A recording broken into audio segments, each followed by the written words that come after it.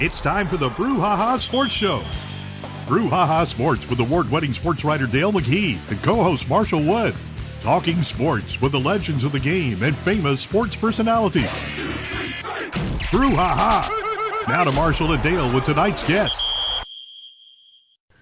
Good evening, everyone. Brouhaha. Marshall Wood, Dale McKee. One more time. Top of the evening to you, Mr. Dale.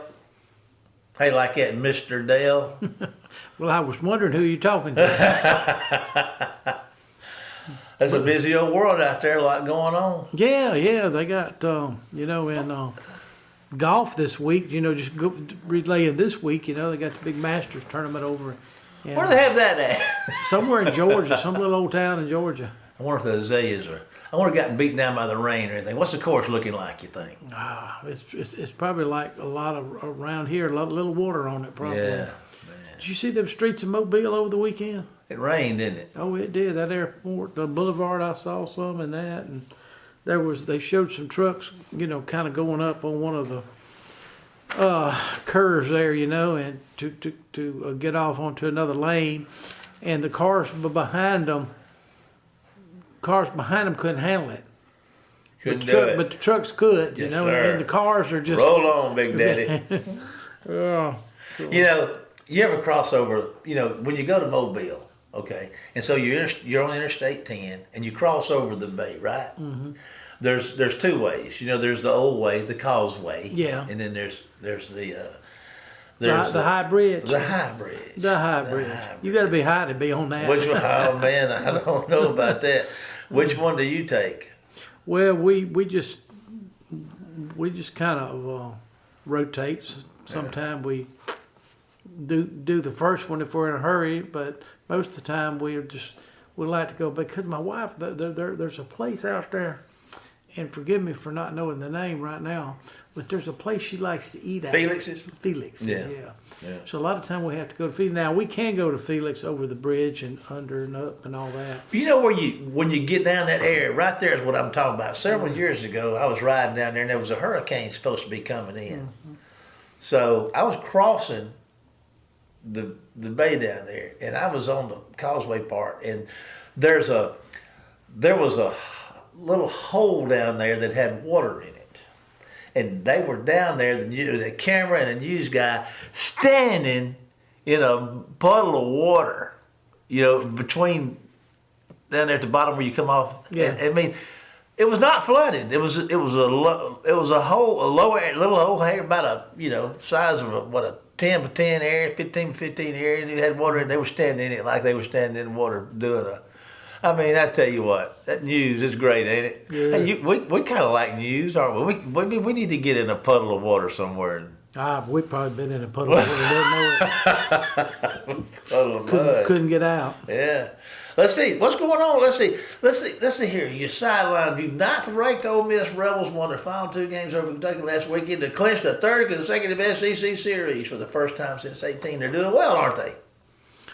Well, really? I don't like to talk negatively about teams, but their schedule has not been demanding except for Arkansas.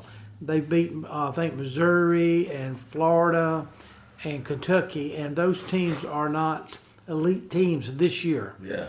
Missouri might be the SEC seller team, and the other 2 are not much better than that. So, but they've got a challenge, but they're doing a lot better than last year. Okay.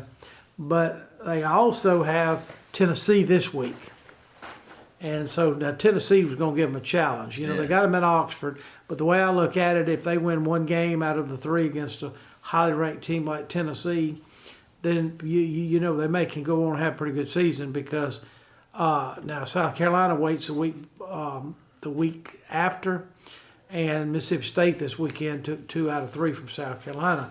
So the Rebels can maybe go to Columbia, South Carolina, win a couple too. So you just put it together, 1 game here, 2 games here, and it's hard to sweep a 3-game series in SEC. Yeah. Very hard. So the Miss is kind of up to some of their old carrying on. They're 22-10 so far, right? They kind of stumbled their last outing, you think? Maybe? Yeah. They played a Marshall team that wasn't, the record didn't look that good. And Marshall, they couldn't score any runs the weekend. Scored like 7 runs in 3 games. Yeah. And that's not characteristic of them. And so they lost 2 or 3 in West Virginia. They did beat South Alabama early in the week. So that was pretty good. So they're like 2-2 last week, but they kind of struggled over the weekend with the bats. And but they got to hit the road again this week. All 4 games are on the road again. They're like on an 8-game road trip. Yeah. And they go to Alabama. They're playing Alabama tonight on Tuesday night. And then they'll go to Texas State out in San Marcos for the weekend. Then they come back and they go to southeastern Louisiana before returning to Hattiesburg. I think the weekend of if I'm correct, the weekend of 18th, 19th, something like that, Easter weekend. These baseball teams have to cover the ground, don't they? They do. Yeah. They do. There's a lot of travel involved. Well, what you got on store for us for tonight? We got us a guest tonight. Yeah, we came. We were honored to have Coach Jay Ladner of the USM Golden Eagles. Okay. He's been with us, I think, at least once or twice before. Yeah. And he's he's just going to talk basketball with us. Well, he ought to know about basketball. We're going to ask him about recruiting, NIL. We're going to ask him about who he thinks. Since this show is taped on Monday, we're going to ask him who he predicts to win the championship game tomorrow night. Well, it ain't going to be Cooper Flag. Well, Cooper and them, I don't know what happened to them. Houston, they just put up a level of defense that last 10 minutes. Duke got 1 field goal the last 10 minutes of the ball game. Man, they shut them down. Now, that's Duke. Yeah. Now, we're not talking about some, team that got in with a losing record. We're talking about Duke, folks. Shut them down, didn't they? But Houston, I've watched them several times. Probably not for the whole game. I don't think I've watched the whole game of anybody this year, the whole ball game on TV. But I have taken clips of Houston against Kansas and Arizona, some of the better teams. And I'm going to tell you what, I'm impressed. I mean, they get after you. They're a hungry team. Does that make sense? Yes, sir. And the University of Houston has never won an NCAA championship. Wow. Even with those great teams back. Phi Slamma Jama. Yeah. Jimmy V got him. Yeah. Jim Nance, the old CBS announcer, he's a Houston graduate, and he was there during all that heyday. He was a student radio man. That's how he got his start. He was crying out there on the court. I mean, it meant a lot. And they're playing in San Antonio, so I would say that's maybe, 2-hour, 3-hour trip. Yeah. No more. Not far. Yeah, it's not far at all. So they should have the rafters packed as we take the show here on Monday. All righty. That having been said, Deb, we appreciate you. Let's take a break to hear from our sponsors. And tonight, we'll be back after this commercial break with tonight's guest, Jay Ladner from Southern Miss Basketball. See you after the break.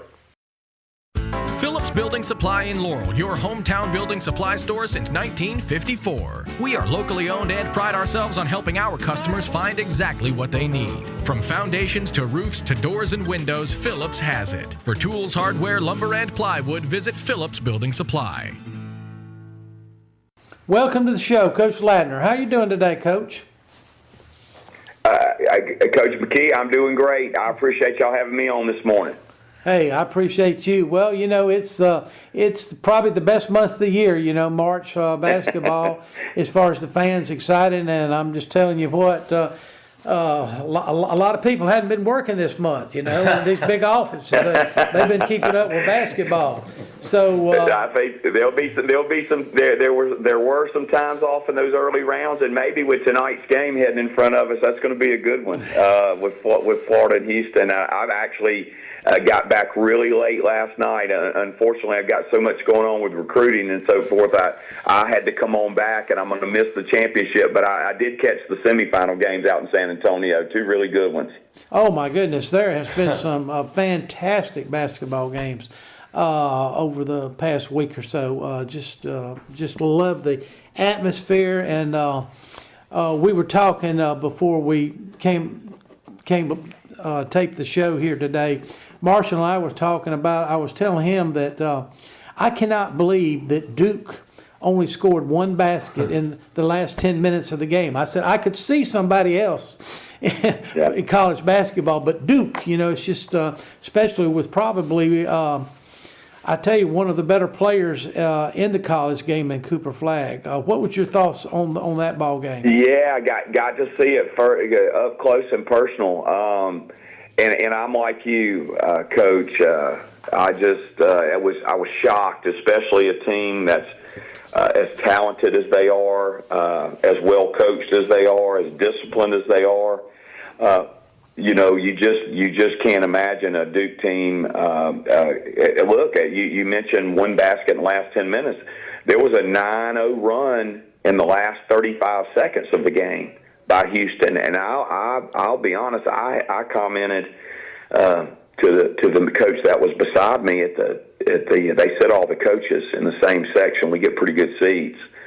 And that this one was over with, and I think, and there were even people headed to the exit, and but it didn't work out like that. And of course, Houston deserves all the credit. But I just to see a Duke team turn it over against the press, I a little shaky on that foul on Cooper Flagg on the free throw. I'm not sure that was a call you make at that point of the game, down with Houston down one. Let them go down there and make it. But again, the call was made. But the game was lost prior to that point. I think we'll all agree on that. But it's very hard to. I would have never imagined Duke letting that type of lead go away. And in fact, they dominated the game for the first 32 minutes, and then the last 8, Houston did. But it also shows you the resiliency of the Houston team and how they didn't let not making shots affect their effort on defense, rebounds, offensive rebounds. They continued to play with great effort, and they eventually found that game. That's why they played for 40 minutes.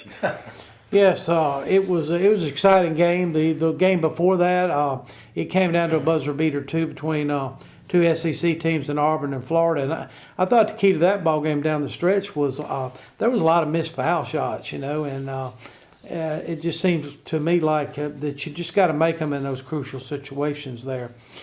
Well, go ahead. I'm sorry, I was going to comment, just a quick comment on that. Coach, you coached for a long time, and you were of those great Waynesboro Central teams, and I mean the Central teams. You were a great part of that and building those teams in the junior high program. But I don't care what level of basketball it is. Winning and losing, what makes teams win and what makes teams lose is still the same. And you can most of the time look back at the free throw disparity. Not meaning the one that's, well, sometimes it is the one that shoots this many free throws and the one that's not, but how many free throws that you make and how many free throws that you miss. And a lot of times, most of the time, your margin of victory is inside that free throw range.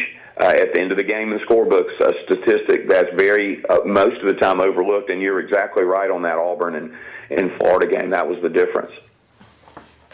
Well, let's take a minute and talk about a little USM basketball. Coach, is this recruiting season? Because I'm lost. Yeah, I know it used to be a kind of a dead period at certain times. Yeah. Is it wide open right now as far as? Well.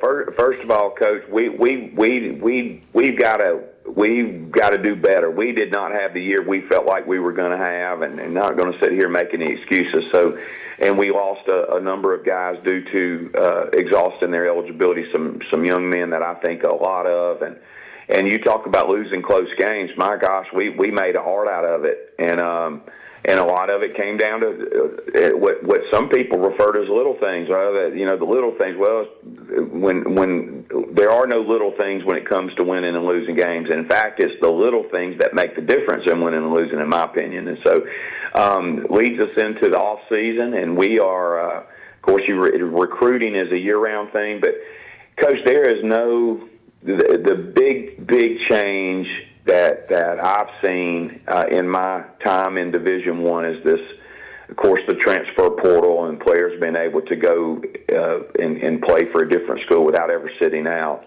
And then, of course, what fuels that is the NIL, name, image, and likeness money, and it is just incredible.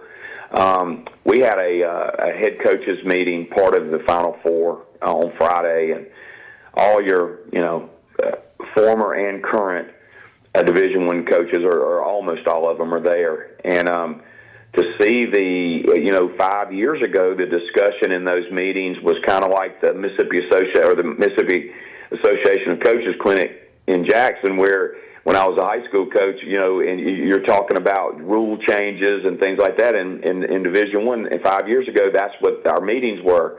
They were, right, how do we get better, and how is the block charge going to be called this year, and all that type of thing. Now the entire hour and a half of the meetings was spent on, first of all, a lot of venom from coaches, a lot of coaches that have been in a while that are upset about the health of our game, but also it was all about a lot, and there's NCAA, of course, representatives on the panels that talked to us, and a lot of venom pointed at them for the just absolute chaos that we're in. And so I'm fast forwarding back, put it in context. As soon as the season, not as soon as the season, well, it's already ongoing, but I mean, there is no day off. There is no, let's go down to Gulf Coast and rest and regroup, and it goes right into recruiting, and that's where we are. And recruiting is so different now with it's no longer about finding a Randy Pettis or a Jimmy Smith from Waynesboro.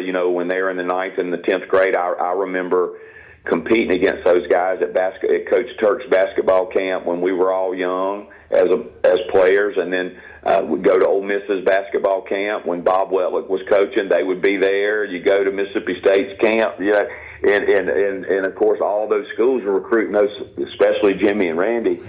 Being from Waynesboro, those guys, great players that y'all had there at Waynesboro Central. But it's different now, and now it's all about, and whether you like it or not, and I say unfortunately because it flies in my value system, but is paying them. Now, I'm if I was in their shoes and somebody wanted to give me $500,000 or $1 million to come play basketball, hey, I'll be the first one in line. So I'm not criticizing that part of it, but there's got to be some types of guidelines and restraints to it. But anyway, we hit it hard. We've got a great group of young men that are. I would love to talk about NCAA rules. Of course, they don't have many now that seem to apply, but that's one we can't specifically talk about a recruit until they have signed with us. And of course, signing day, the first day that we can sign. That basketball is kind of educating our fan base. Basketball signing day is much different, as y'all know, than football signing day. Football signing day, almost everybody signs that particular day. Basketball signing day, which is coming up here in the middle of April, is really more about the beginning of a period. And then once that begins, you can sign them all the way up until school starts in the fall. So it kind of begins a period where they sign. And anyway, excited about you get out in the Final Four. That always fires me up and motivates me because I want Southern Miss back in the tournament. That's our goal and vision is to get Southern Miss back in the NCAA tournament. We haven't been there since 2012.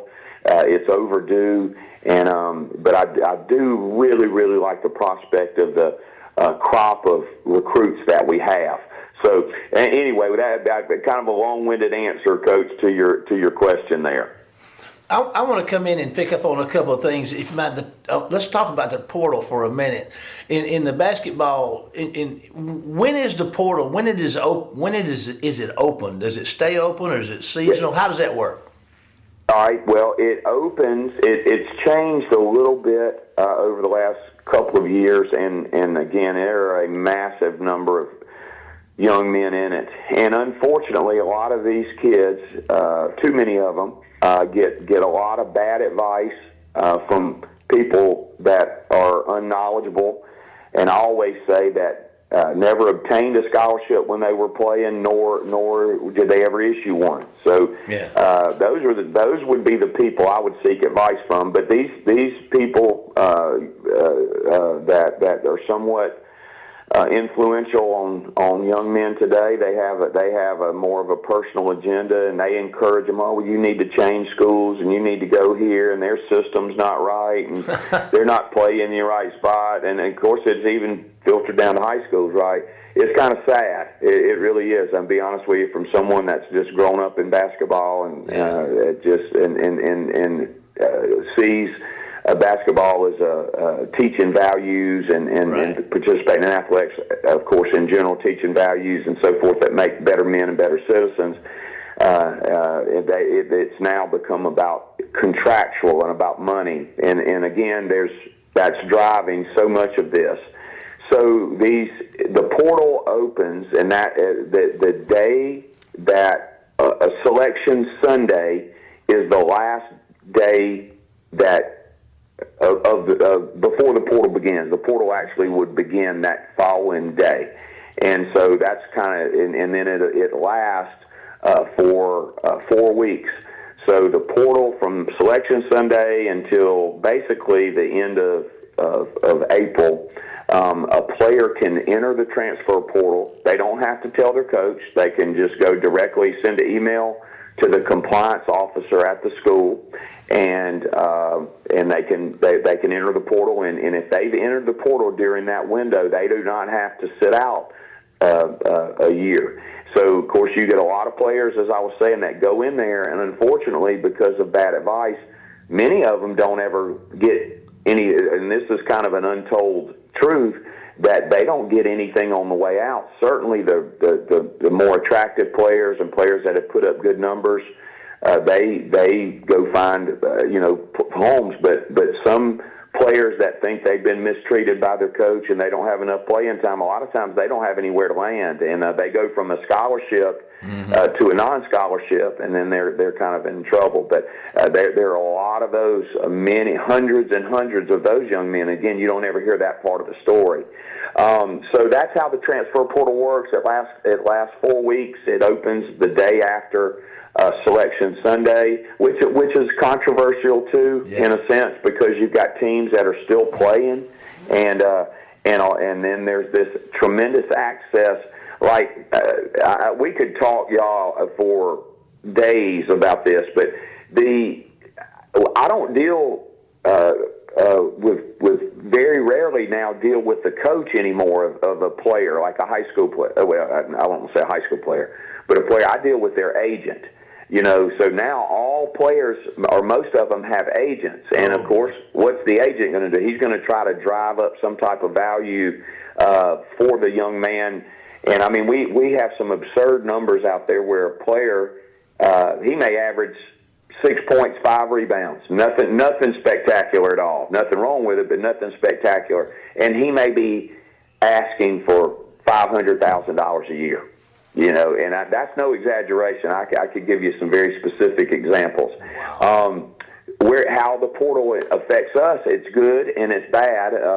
We had 4 young men in the portal, but the portal also works, after the end of the season, we bring players in, and if maybe, we feel like they would be better off with another opportunity, getting a fresh start. I always believe in being honest with them, and saying, hey, you get an opportunity to play, maybe going down a level. I try to give them some great advice, and I think 99% of the players that we have know that we're there. We try to be there for the right reasons and give them good advice and let them know where they stand in our program, with the understanding that we've got to win. And so, hey, if you want a bigger opportunity, these are some options for you. We'll help you in any way, but it's best if you enter the transfer portal. We did have one, so we had 4 young men. Most of the players, our scholarship openings are players. Most of all of our guys exhausted their eligibility, but we did have 4 young men that were eligible to return. But all of them are looking for opportunities to play a little bit more, and we really did. We did have one young man that wanted more NIL money than we felt like was good. Maybe wasn't. We just didn't feel like that. I don't want to say worth it, but we were not going to match what he felt like that he wanted to return to Southern Miss. So, and again, it was good amicable ending, but he hit the portal. So 3 of them kind of encouraged to go where they could go play some more. 1 of them just because we didn't agree on the money side. Now, saying all that, Coach McKee, Coach Turk is rolling over in his grave right now. If he would have been, if he'd had to have these conversations with guys, but it's really changed the last couple of years, and I hope and pray that we can, for the health of Division I or the health of college basketball, that we can kind of get it back under control. Yeah, Coach Turk is famous throwing his jacket, during the ball game. Yeah. He's probably throwing multiple ones. Yeah, well, that's a good concept. I don't understand it all, Coach. I guess I'm old school. I just don't understand that. As somebody mentioned the other day on television, one of the announcers said, how about if the NBA had free agency when the playoffs started? It's about the same thing, isn't it? That's exactly the way it is, and that was, and I referred in earlier part of the show to the Division I head coaches meeting, and I mean, you have all even the former players, former great coaches, Jimmy Boeheim, Coach Krzyzewski, all those people are in these meetings as well with all the current coaches, and when I tell you that's exactly what was said, Coach Painter from Purdue, he was very animated in the meeting, and one of the things that he said, we're just trading baseball cards, and I thought that was a great way to put it. We're just, all we're doing every year is just trading baseball cards, and as each year a player leaves, if he has good numbers, I'm going to illustrate, and I don't mean to take up too much of your time. I am very honored that y'all would have me on. Scott Cross is the head coach at Troy. Troy won the Sun Belt Conference, won our league. Great coach, great man, coaches the right way. They play the right way, play really hard, and he built a really good team. He had the player of the year in the league. He had another player that was first team all-league. He had one that was third team all-league, and then his starting center. All 4 of those guys at 8 a.m. on Monday morning, they just won their league, gave a good account of themselves against Kentucky in the NCAA tournament. He's got all 4 of those guys back. So basically an opportunity to win the league again would be the odds-on favorite. All 4 of those guys are in the transfer portal at 8 a.m. on Monday morning, which meant they had already done all their paperwork to get in the transfer portal by 5 p.m. on Friday. So before their season had just ended, and they were already in the portal. Oh. And so it's a sad situation that we're in as far as these things are concerned, because there's really no guidelines. And but anyway, with that being said, we're going to try to take the positive side up, so that we're going to use it to the best of our ability to improve our team and program. It's the game that has to be played, again, whether we like it or not, and so we're attacking it really hard, doing the best that we can. Coach, we appreciate that, what you've brought to our table here at the Brouhaha tonight. We thank you for your time. We're out of time, so we got to go. But again, thank you for being with us. I'm going to ask you to hold on for a second. Dale and I are going to break to a commercial to every one of our sponsors, and we'll be back with tonight's final segment of the Brouhaha after this commercial break. Phillips Building Supply in Laurel, your hometown building supply store since 1954. We are locally owned and pride ourselves on helping our customers find exactly what they need. From foundations to roofs to doors and windows, Phillips has it. For tools, hardware, lumber, and plywood, visit Phillips Building Supply. Welcome back, everybody. I tell you what, always liked Coach Ladner. Man, he's easy to talk to. Oh, yeah, he did a good job today. We really appreciate him being on, and people, we got a local team there, and really, if you're a USM Golden Eagle fan, you need to open up the pocketbooks, because I'm telling you, it's just how do you say it? It is a rich get richer league, and the power conferences have so much advantage money wise over schools like Southern. And people say, well, why can't Southern win? Well, people are gonna have to open the pocketbooks if they want them to win down there. Yeah. I mean, that's in every sport. It's a money game. I mean, it really is. Yeah. And I mean, if somebody's offering somebody money to play, which they always have, now it's legal, they're going to go where the money is. Well, this younger generation, and I'm not just talking about these college players, I'm talking about 25, 30-year-olds. When they go into any profession, they're already wanting to be the top money guy. And they really don't want to go through the process that maybe somebody took 20 or 30 years to get to the top. They want to go in like 5 years now. I want to be at the top. I want that guy's salary, I want that guy's house. I want his Porsche, I want what he's got right now. Yeah, man. A lot of work goes into that. Used to anyway. I guess it still does.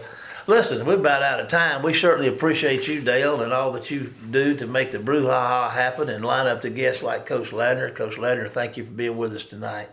Remember that you can keep up with us on the Facebook page at the Brouhaha, but all of our shows are cataloged for you on our YouTube channel at the Brouhaha, where you can listen to them, we like to say on demand. That's just like whenever you want to, whenever it's convenient, you can tune us in. Is that what that meant, demand? That's what that means, on demand. You are on demand. I used to get letters, we're demanding this from you right now. I was wondering what that meant. Yeah, well now you know. Yeah. Okay. You might, When I get ready. Whenever you get ready. Okay. But on that happy note, I think we've come to the time where it's time to say goodbye, Dale. Goodbye, Dale. And we'll see you next week for more of the Brouhaha. Get us out of here, Jamie. You've been listening to the Brouhaha with Del McKee and Marshall Wood. Heard Tuesday evening, 6 p.m. on WABO. For more of the Brouhaha, follow us during the week on Facebook and WABO.